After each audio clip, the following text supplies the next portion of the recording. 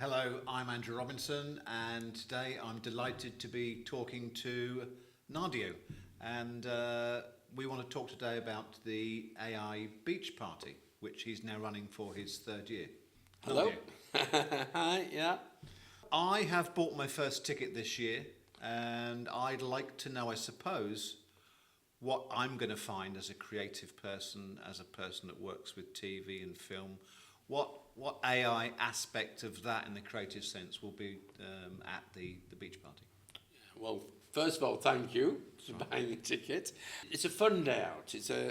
We use the London City Beach venue on South Bank there, and yes, we've got a schedule. So we have some keynotes. We've got Andrew Grill for the second year running. Andrew's hit number 16 in the world of most influential AI people. I'd like to think some of that comes from the fact that we promote the fact that it's there as well. I wrote the GPT for his book, which is called Digitally Curious. So we go back a little bit, and Andrew gives lots of great tips. He'll be telling you what he sees in boardrooms around the world, what some of the trends are. Andrew tends to favour certain apps, and he gives you some good reasons why he does that. And it's solid advice. You will get to meet some AI startups. We've got a competition there for innovation as well. And then some vets. You'll get to meet quite a few journalists will be there, several authors, and we've got Signor Marco Landi coming. So I'm delighted that we've, as you know, we've done a deal with him now for the UK World Film, the World Film Festival. The World AI Film Festival. Thank you.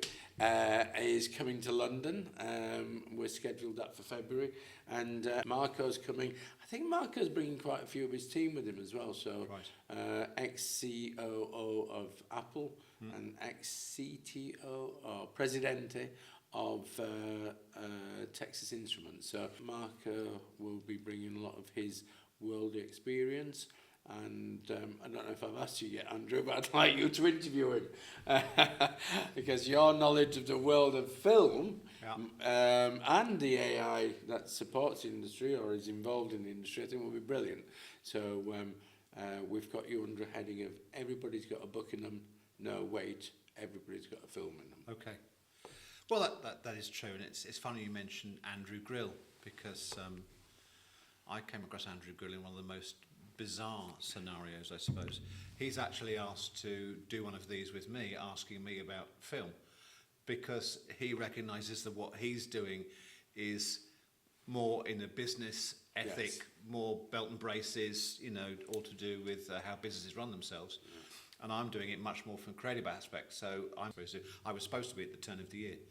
But the reason he came to me is that he's known by a mutual friend who's actually a relation of mine. Oh. So I had no idea. Until the name was mentioned by you and by this other person, I had no idea that the two of you knew each other. So yes, I'm looking forward to seeing Andrew, which will be on the 29th, is that correct? 29th, Monday the 29th of June, and we open the doors at 9 a.m. Right. Our first presentation is with 𝗕𝗲, and Carolina's developed a wonderful method of extracting data from LinkedIn and putting together automated AI-assisted campaigns through LinkedIn. So I think you'll be particularly interested in what she's doing. My keynote is all about Earth 2.0, so it's my vision of what the world does and will look like when we are more AI adopted. I launched that last year, and it's just been it's a talking point everywhere. That I've just come back from Malaysia, Thailand, Indonesia, and it's a real easy conversation to have with people about, are you into AI? Yeah. What do you think the world will look like when we're all adopted? So I've got a manifesto, I've got a framework and all of this sort of thing. So you're like the Clint Eastwood of AI, aren't you? It's almost like a gun for hire. I mean, this has only come about today because you were going to potentially be in Dubai last night. Yes, because they sort of said, "Can you on standby?" And you happen to be here now. But at the at a flash, you can be off around the world somewhere delivering courses. Yeah, it's my world of an AI trainer, if you like, corporate trainer, and an author, our book. Well, there's a bunch of us put a book together about 18 months ago. That went to #1 in 32 countries. So, so I did a podcast actually in Malaysia with the Ministry of Education around that particular book. We've got 3 more books coming through shortly. One with 5 other professors, I think they're all professors and doctorates. I'm not, but they are. And they gave me the last chapter to write. So that book will be launched at the beach party. Okay. And that chapter is about 𝗟𝗏 2.0, so it's a nice tie-in there. Yep. And then I've written a book with a street seller in Luanda, Angola. So coaching him on writing his first book. Right. And that's about statistical analysis for street vendors using AI. Yeah. Fabulous book. I'm really excited about that. And my book, which I think I'm going to be delaying now, I was going to launch at the beach party, but I'll just do some pre-sales, is about reimagining business models for the post-generative AI leader. So anybody that's done an MBA, for example, all of those business models I'm reimagining. We've got 17.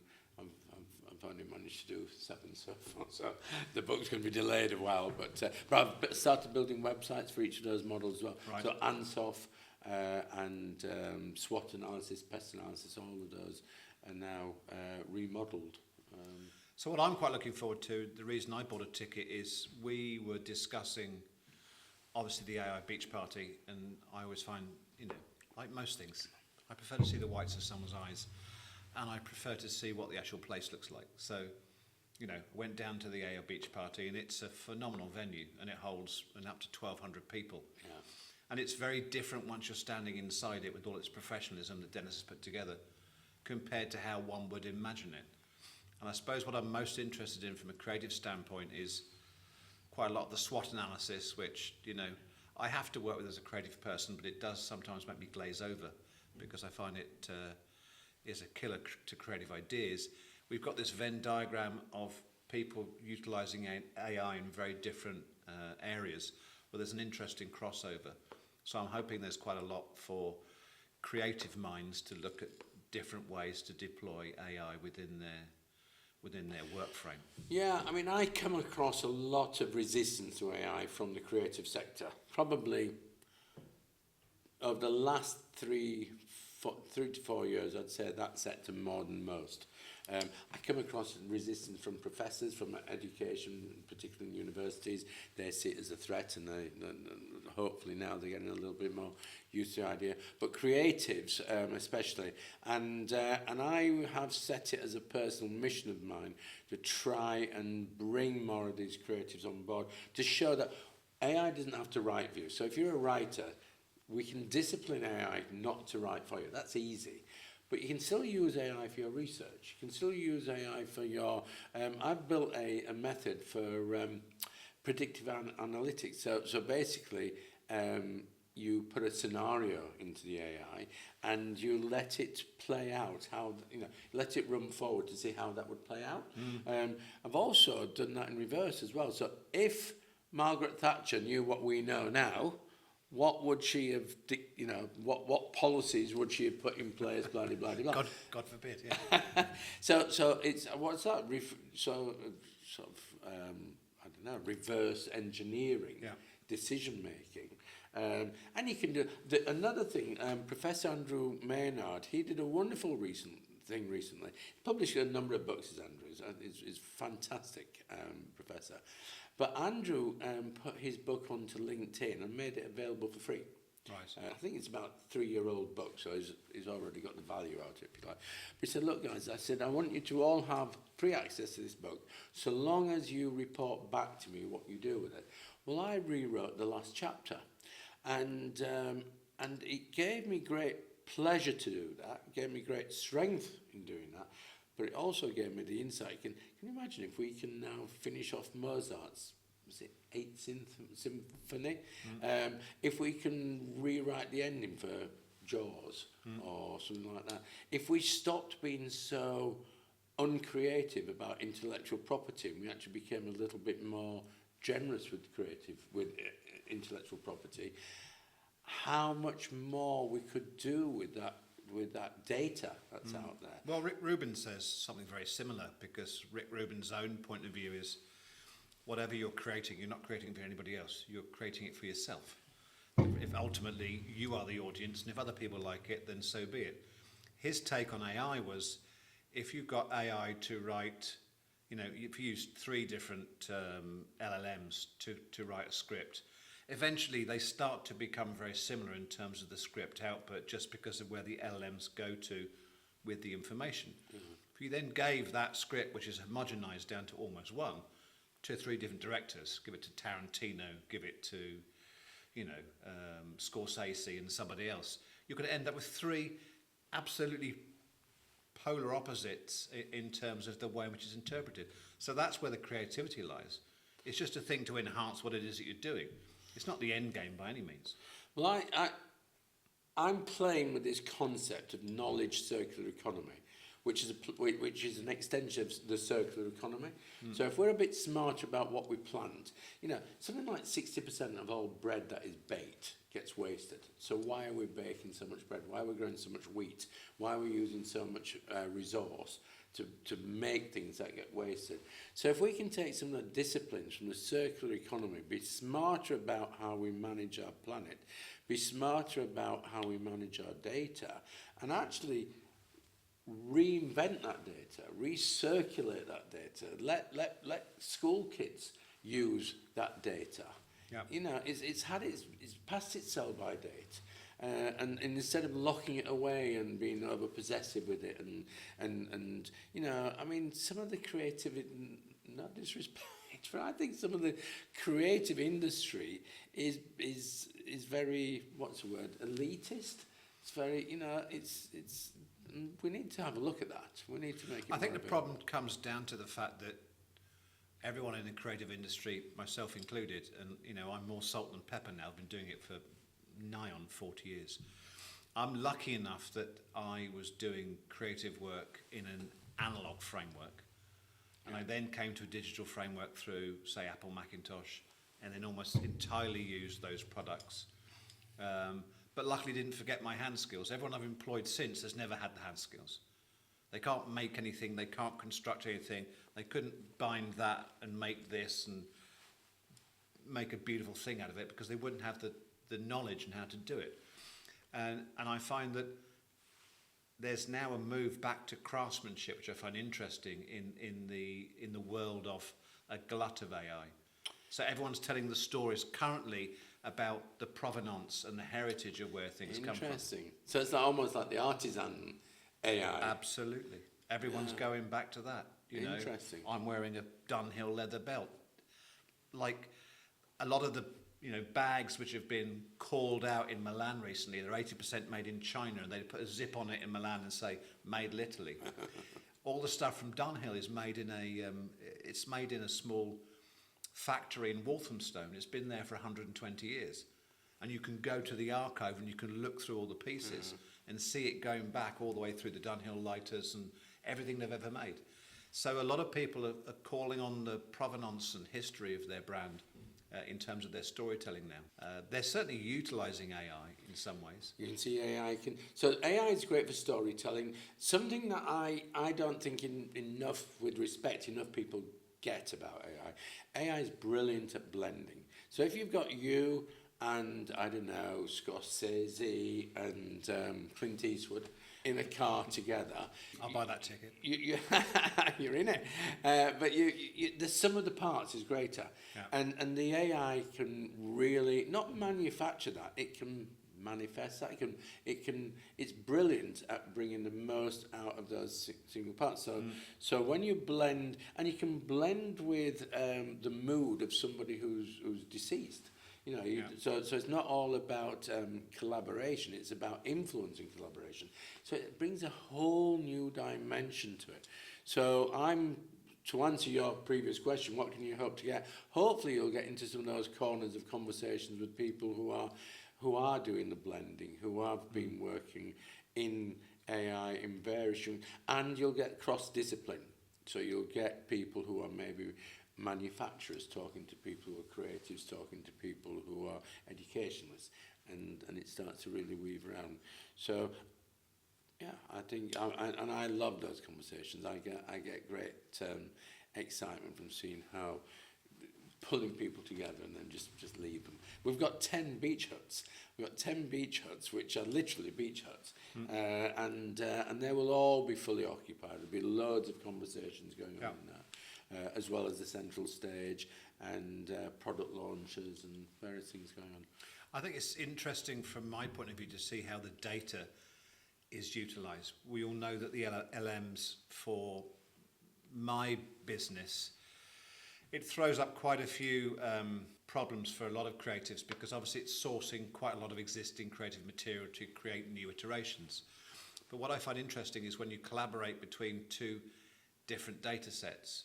I met with you back, was it 18 months ago in Knightsbridge, and I was talking to a guy there who had managed to create the best system for a fleet of electric vans to get around and do different works around the country, because he knew how much battery was left on them, he knew where the person's next journey was, and so it was almost like a time and motion study done with AI that he was able to do that. But then 3 months after I was talking to him, I saw the most wonderful creative app, which was to do with speeding, which was an app that played in the back of the car for kids, and when the person driving the car, normally the parent, went over the speed limit, the app went into a narrative about speeding, and a crash actually happened on the app, and there was a whole scenario that happened, and so it encouraged the people driving the car to slow it down, and that was all based upon obviously GPS and this that. So I'm interested in the way in which you integrate data and creativity. That for me is,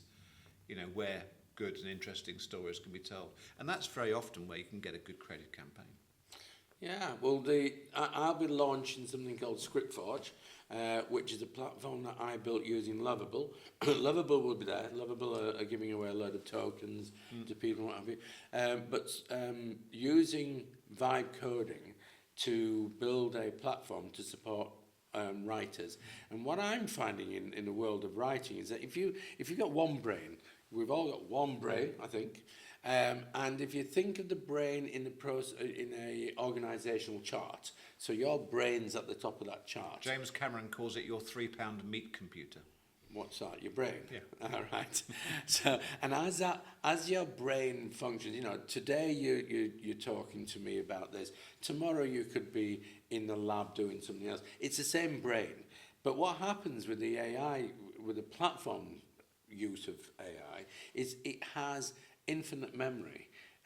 We don't. We forget things. So the system will drag back out some of the other things that you've done in your past, if you invite it to, if you encourage it to.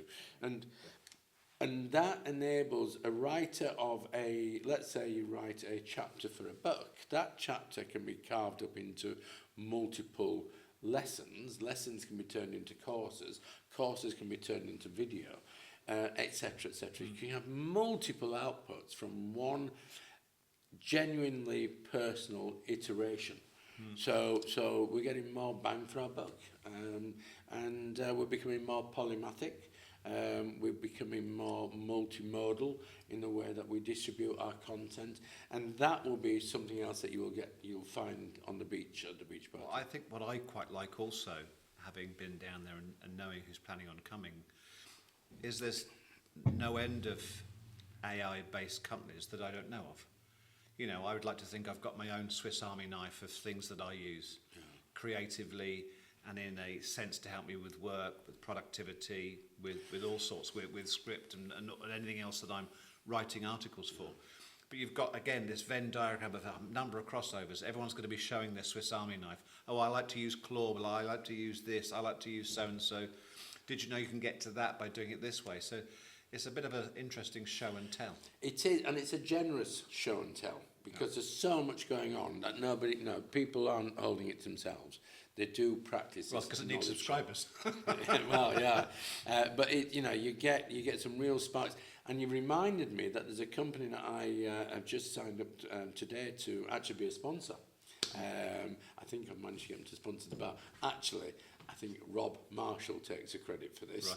So, but they have developed something which it's to do with photography and it's to do with security. So if you put your image on the internet, it is traceable, okay?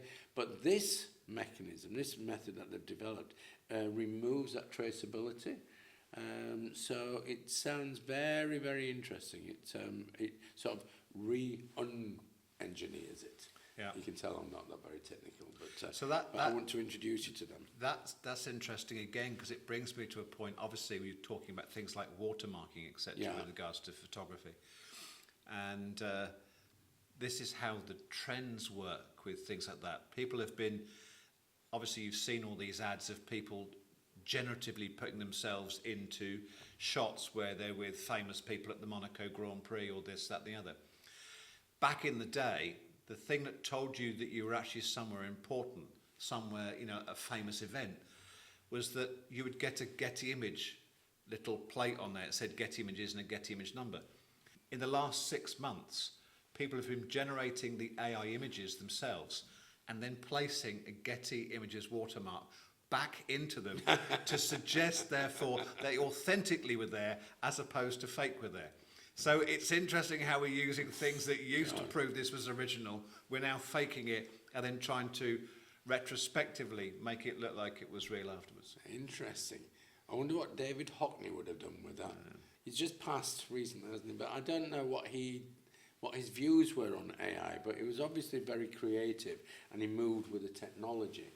And I'd love to see more of that. I'd love to see more of our classics, our spokespeople, embracing AI, because there's too much fear out there. We've managed to, certainly in the UK, I see far too much fear around the world of AI, and I blame some of our broadcasters for that. I think there's, name and shame. I think the BBC have been very bad at positioning positive AI.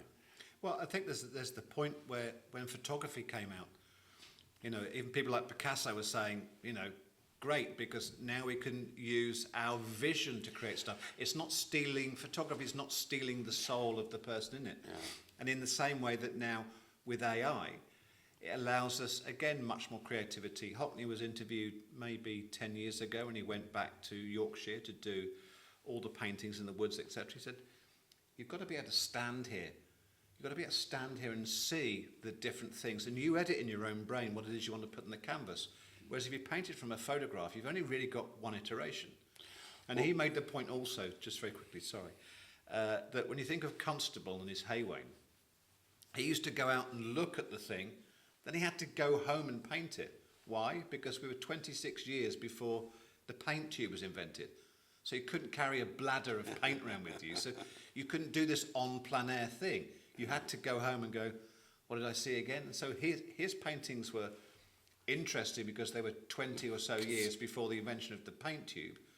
And then, of course, you've got Hockney saying, well, en plein air is the best way to realise work. And AI doesn't beat that. Well, you remind me, so I've just come back from being with the Ministry of Education in Malaysia, and we are now working on this concept of 3D reading.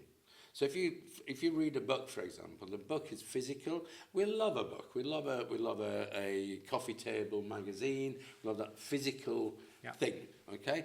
So all about we want to keep our books, but with AI now, as we did with Andrew Grill's book, Digitally Curious, we've built a GPT. And we've put the manuscript into the GPT. So you can now go into ChatGPT or a narrow version of it, a custom GPT, and you can read his book in there. But that's not the purpose of it. What you can do is you can interrogate the book. So you can say on chapter or page 297, you talk about machine learning in such and such an environment. This is my company. This is my company website. How could I deploy machine learning with my company? Yeah. And the GPT will give you a nuanced, hyper-personalised response to that question. You were also saying to me at one point, wasn't the GPT created so the book could be continually updated? It was almost like an AI version of the picture of Dorian Gray. It just never, it never gets old. Exactly. So you've got that whole thing within that as we know, as LLMs are constantly updating and the power and usage of them is updated, then it can update things like a book manuscript, because the tenets of what the book is still talking about are true. It's just that the framework will have shifted as things improve. Yes, and your case studies shift on and things. The other thing, so that's 2D. If you look at a XY axis, you've got the readability and you've got the interaction. Right. But then you've got the outputs. So the reader can read in and can put some more data into the GPT for the book. But the 3D comes when you then say, now I want to export that information. And we can now export that information into a podcast, into a Gamma slide deck, into a 3-minute video. And that reading experience has now been exploded. It's massively exploded into being able to, the reader can now engage with it, and the reader can now extract out of that book into a thing. And that's what we're referring to as 3D. I'll be talking about that in my keynote. Well, it does actually physically work in 3D, because you can actually export things into things like JSON script. You can export them into the suffixes that will go straight into a 3D printer to realise the thought and the idea that's there in an actual physical form, much like that. That is a cat, okay. Much like that. So yes, the iterative ability of the information that's output is able to be manifested however you want. Yeah, and we're really at the beginning of that. So in Malaysia they embrace. I mean, the prime. I've got the book somewhere. I don't know where I put it now. But the Prime Minister of Malaysia, his initials are AI actually, but he's digitally. Not curious, is digitally first, is implementing digital first. So they're listening very carefully to these conversations about how can we get our children especially to read more. There's a lot of concerns about screen time. Screen reading is not good either, because there's a number of reports that say, and it's been tested in the last few years, and the reason I quite like the analog physical book part of it is they did a test, I think it was a couple of years ago, on 1,000 people, 500 iPad or Kindle based, 500 physical book based, across ages from yay small to yay old. And about 20 to 25% of information was lost by the ones that were reading on screen compared to those that read it in a book. And so I quite like the idea of something which is almost digital from its start point, that it becomes physical, because the information is retained. It'll stick longer. So, you reminded me, we have a certification from an institute in Mexico. It's a scientific organisation, it's CIMIX, I think, and they have appointed us as representative of their accreditation for learning that sticks. That stays. So it's one thing being in change, but if the change doesn't stick, then it doesn't work. But they recognise that our pedagogical approach that we've been developing has got that capability of staying, and we call that the ratchet learning method. So yeah, you're reminding me of things I've forgotten so much about. There's a lot to go on. Yeah, well, I think that the AI in education is very interesting. I mean, I was asking my daughter's school about 18 months, 2 years ago, and I've been using it for 4 years plus. What are you going to do about AI? And the head teacher at her school, I'm not going to name the school, said, well, we're doing our very best to stamp it out, but we don't seem to be able to. No, you misunderstand entirely the framework of why I'm asking you. How are you going to embrace it? And the problem that a lot of teachers have, and if you listen to some of the brighter minds in America, there was a great, she was a black American head of some education organisation in the States, and she said, when calculators came into school, we learned how to do math lessons differently. And so now we know that kids are going home and using AI to create things like essays and thought-provoking pieces of work. So what we do is, like we've got with the over 16 shutdown of social media, we take all phones and everything shut down and then go, you've got 3 hours, write a counter-argument to that which you've written me when you've been at home, AI or not AI. And that's a way to prove The grey cells are still banging together inside the meat computer, you know? That's the case study that Bill Gates cited, I think. Right. I think she's an English literature teacher, Right. and her class performance outputs went through the roof. So she was embracing AI, letting them use AI in the classroom, but when it came to the exam, that was non-AI. Right. But This was their different. They imagination knew they were didn't grow. using it at home for their homework. Right. But when they got to the classroom, they went, right, we all know you've been using it. Now write counter arguments to all the things you've got in your homework submissions. Interesting. Because that's the one thing you know you can monitor. Well, one of the problems that I've experienced in education is education takes a long time to move forward. My experiences in higher education and universities, I've taught thousands of MBAs, etc. And what you find is, I think the core problem right now is the assessment method. So it's not so much how we teach, it's how we assess. And if we're going to ask our students to write an essay, and we have got no control over where they write that essay and therefore how they write it, and the tools have got so sophisticated now that you can't tell if somebody... You can tell if somebody's used AI badly. Yeah, but we But can all if do the- that. I can yeah. do that creatively. I could cite you 15 brands that I think really should be shamed and embarrassed at what they're doing, or the agencies they're using for very grim, lazy, sad work. Yeah, well, but the detection now of AI written content is, forget it, you know, unless it's really, really bad. So my argument is that we need to change the assessment. We need to stop having lazy assessments. I mean, a lot of assessments that I've seen in universities, they were set in the previous century. You know, the actual essay title in some cases was set in the last century. And it's like, so stop accusing your students of being cheats because they're using the best technology that's available to them. We should have a Hippocratic oath in education. We should say that we guarantee to give your children the best possible education that we can give them.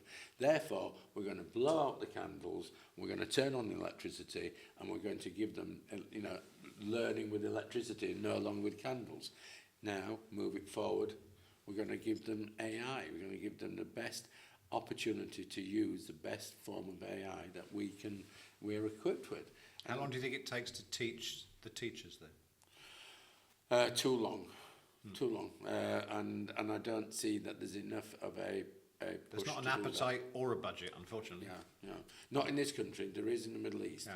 In the Middle East, it's a very different story. Very different story. So you said this thing starts at 12 at the beach party, 9. and there's 9. It starts at 9 in the morning, runs through to lunch, and then these are what, discussions much like this, or seminars throughout the day? There's a bunch of things going on. We have on the main stage, we have a series of, I think there's 6, call them keynotes. Andrew Grill will just present on his own. He'll do his own. There's a couple of other fireside chats. Right. We've got you down to have a fireside chat with Signor Marco Landi there, and mine will be. I think I'm going to do a presentation because I did one last year, and you could hear a pin drop in the room. Which is unusual when I present. Most people go off and have a fag or something else. But honestly, I mean, it was phenomenal. So I think I'm going to use the same technique again. And some people will be there who was there last year, but I can tell them now, a year later, how Earth 2.0 is really playing out. The books that have come off the back of it, the lectures, etc. So yeah, a variety of different delivery methods. And that goes on till about when? That's 9 till 6. Then at 6 o'clock, we have a hackathon as well. We're going to do a hackathon. I think that's about 2 till 4. What is a hackathon? Hackathon is where it's a big brainstorm, but we use AI to process it. Is that going to be on a screen somewhere? It's a mixture. So it's post-it notes around the table, physical around the table. So I love how analog that is. You know, we're talking about AI and we're going to be chucking post-it notes around the table. Yeah, That's perfect. Yeah, it is, and I do that on most of my courses, and of course you can now take a photograph. You can get a whole bunch of post-it notes, put them on the wall there, take a photograph, upload that photograph into ChatGPT, and ask ChatGPT. Always ask it to tell you what it's seen, because sometimes it misses things because it's OCR, isn't it? What is it? Optical character recognition. And if you don't write clearly and things like that, it misses. So you got to double check. But then No doctors will be deployed in that. but then when you've got that data, there's a plethora of things that you can do with it. Draw an image, put a roadmap together, do a timeline, do a gap analysis, do a pest analysis, do a SWOT analysis. So we do all of that in the hackathon period. The hackathon activity is only about an hour, but we come back with the results later on in the day as well. And networking and drinking, the most important thing that people want to know at an event like this. It's got a beach party, so when's the party part start? So the lunch is with a drink and it's barbecue, and that's all in the ticket. And then we close off the formal stuff around 6 o'clock. Then we've got Sam Joyce, who's a big guy in the Salesforce ecosystem. Sam's a bit of a DJ on the side, so he's doing his DJing. And that's 6 till 9. And then we'll break, we'll finish about 9. We'll probably go to the National Theatre Underbelly, or we go across the road for Basically, we're on the South Bank, there's plenty to choose from. Yeah, and we don't go home early. Definitely not you. Carriages at midnight. Well, listen, Nadio, it's been great talking to you. I'm looking forward to the 29th. If you haven't got a ticket, please go online or contact Nadio or I on LinkedIn, and I'll be able to point you in the right direction. But do come down. And creatives, do come down. I need some more people in my corner to start and even this thing up a little bit. Perhaps even tip it the other way. And with the World AI Film Festival about to be launched, I think it's very important that you're there. Thank you.